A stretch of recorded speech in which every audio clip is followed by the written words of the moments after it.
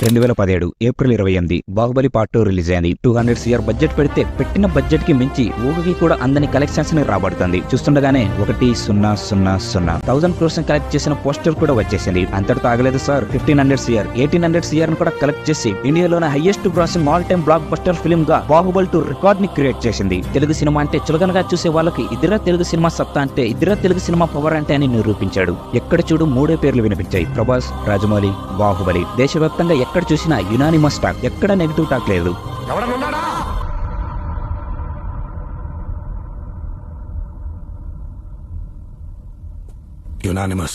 అంతటితో ఆగలేదు. సలార్ మూవీతో 700 కోట్లు, కల్కి మూవీతో మళ్ళీ 1200 కోట్లను కలెక్ట్ చేసి ఇండియాలోనే ఏ హీరో అందుకోలేని స్థాయికి వెళ్ళాడు. రియల్ పాన్ ఇండియా స్టార్ అంటే ప్రభాస్ రా అనేలా చేశాడు. తన మూవీ వస్తుందంటే ఆ డేట్ నుంచి ఎవరైనా తప్పుకోవాల్సిందే, ఎవరైనా వాళ్ళ మూవీని పోస్ట్ పోన్ చేసుకోవాల్సిందే. ఎందుకంటే అక్కడ వస్తుంది ప్రభాస్ కాదు, box office tsunami.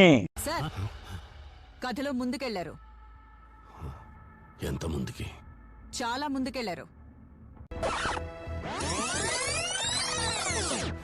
Baahubali movie 1800 కోట్లకు పైగా కలెక్ట్ చేసి రికార్డ్ ని క్రియేట్ చేసింది. ఇక ఫుల్ హ్యాపీ మూడ్. కానీ దాని తర్వాత 2019 ఆగస్టు 30 సాహో. భారీ అంచనాలతో, హై ఎక్స్పెక్టేషన్స్ తో మూవీ రిలీజ్ అయింది. కానీ ఆ అంచనాలకు రీచ్ కాలేకపోయింది. మూవీ యావరేజ్ గా నిలిచింది. నార్త్ లో హిట్ అయింది, బట్ మన దగ్గర కాలే. దాని తర్వాత రాధేశ్యామ్. ఈ మూవీ రావడానికి 3 years పట్టింది, అయినా లాభం లేకపోయింది. దాని తర్వాత ఆదిపురుష్. ఈ మూవీకి టీజర్ నుంచే నెగిటివిటీ స్టార్ట్ అయింది. అయినా ఎక్కడో హోప్ మూవీ బాగుంటుంది అని, కానీ మళ్ళీ డిసప్పాయింట్ చేసింది. ఈ మూవీ కూడా డిజాస్టర్ అయ్యింది. అంటే మీ హీరో ఓడిపోయాడా? ఓడిపోయాడు. ఇప్పుడేం చేస్తాడు మీ hero? Will he give up? గాయపడిన సింహం నుంచి వచ్చే శ్వాస గర్జన కన్నా భయంకరంగా ఉంటుంది. దేవా,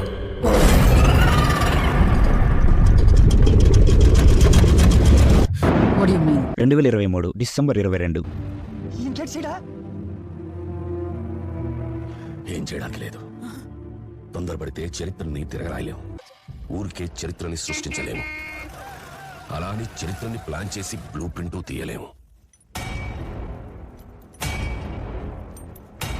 దానికి కావాల్సిందల్లా చిన్న నిప్పురవ. ఆ రోజు కార్చి చంటుకుంది.